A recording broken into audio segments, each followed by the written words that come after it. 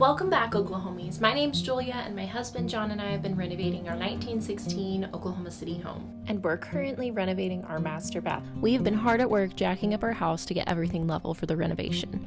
Today we'll be showing you what that process looks like when you're doing it yourself. Let's get to it.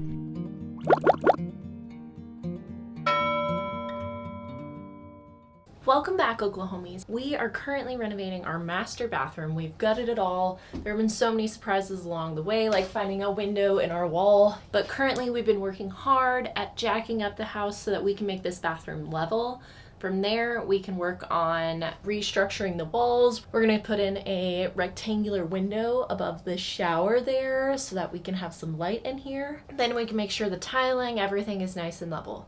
So for when we're looking at the space, it doesn't look crazy out of level, but we did notice that like things would roll on our counter this way or like water would go this way, but it's not terrible as old houses go. The area that needs the most correction right now is there's a brick column right underneath here, right under this kind of wall area here. That had been sagging over time. They had cedar shims that were shimmed underneath it so that that was corrected over time. However, those had compressed under the weight of the wall.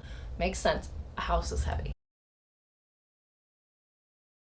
So in the crawl space area under a home, there are brick columns that would support the girders. So the girders run along the length of the house, and then your floor joists, the floor joists go perpendicular to that, and then on top of the floor joists you have the subfloor, which you end up putting your flooring on. Then you have the sill plate for your wall.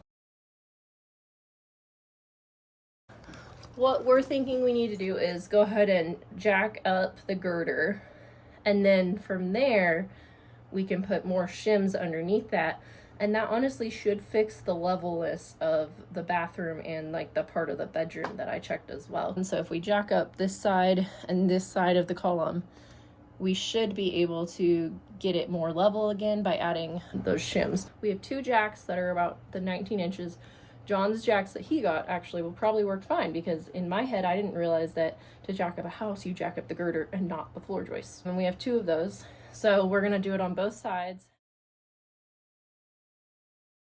We have these blocks here, so these are probably about like 3 inches thick, about 12 inches long. Those are going to be our supports for our jacks to go ahead and jack up the girder. So I went ahead and grabbed our jacks for the floor. The size that we had gotten was the 1 foot by 1 foot 3 inches. Let's just see what all it comes with. So we've got the two pipes. We've got the plates to drill it into the concrete block. So it comes with 4 of those. And then this here is our lovely, dirty, grimy bolt to turn. I don't know, is it a bolt? Adjust the floor jacks 1/2 turn each week over several weeks. A couple weeks, that's not going to work for me. Jacks should be used as an additional support, not a primary means of support. Yeah, we're not doing a couple weeks.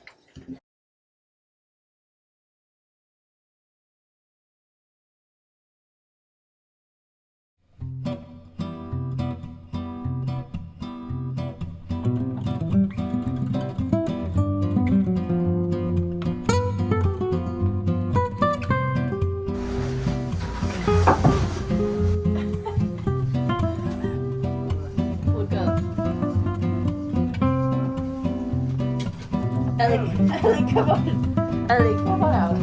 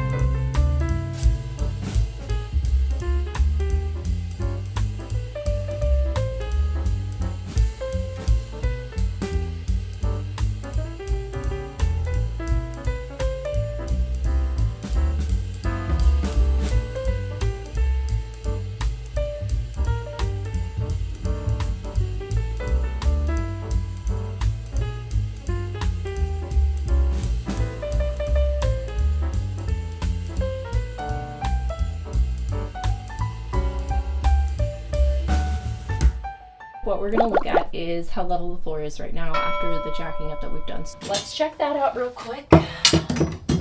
As you can see, we are very close. Majority of it is level there, and it honestly looks better than it did whenever we were originally working on it.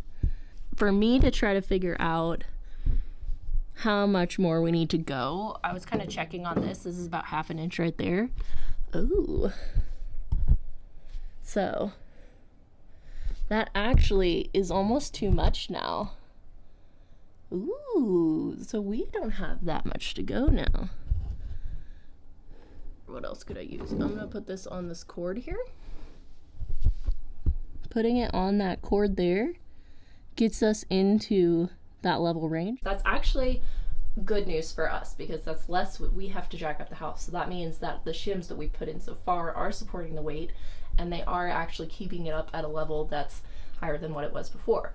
We've probably done about like 1/2 inch of these so far, and we're still needing some more to get this to the right levelness.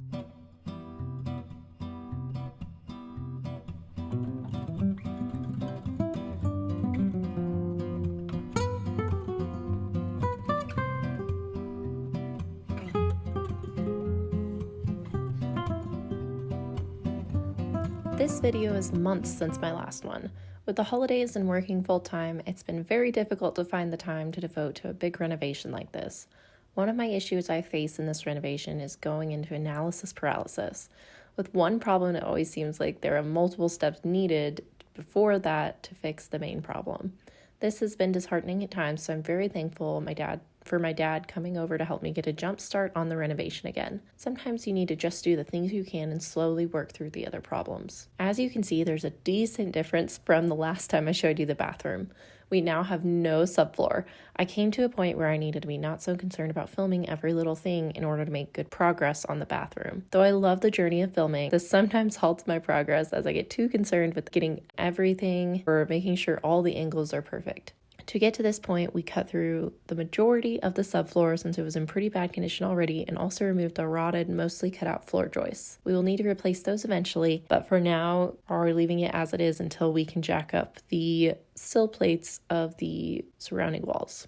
We then started to remove the extra 2x4s on the wall where the jet out was, since they made it into a 2x6 wall to accommodate the cast iron waste vent pipe that goes through the attic. This size of pipe was not necessary anymore, and we will eventually be removing it and then tying the rest of the plumbing fixtures into our already existing vent stack. After that, most of it was housekeeping items. Then starting to problem solve the rotted sill plates we have, which we will discuss more in another episode.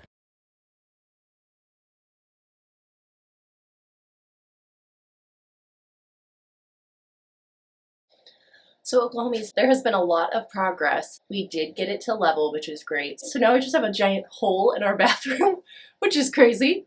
But yeah, what we're gonna do next is we're working on all of the pipes over there. I need to contact a plumber to kind of get those moved, but we'll prepare for that in the next video. So we're gonna move them over to this, ooh, we'll spill over. We're gonna move them over to this wall over here. And we're actually putting it in the wall. We're not going to have like a jet out for it. But yeah, that's kind of the update so far. Once we get that moved into that wall, then we can start working on the plumbing for everything too. So we have a lot of things coming up. We're going to kind of just keep working and plugging away. Thanks for hanging in there with me for all of these projects. And if you have any questions about like our project or what we're doing or what you'd like to see more of, just throw it down in the comments and I can work on videos for that too. So thanks for joining, and I'll see you later, Oklahomies. Bye.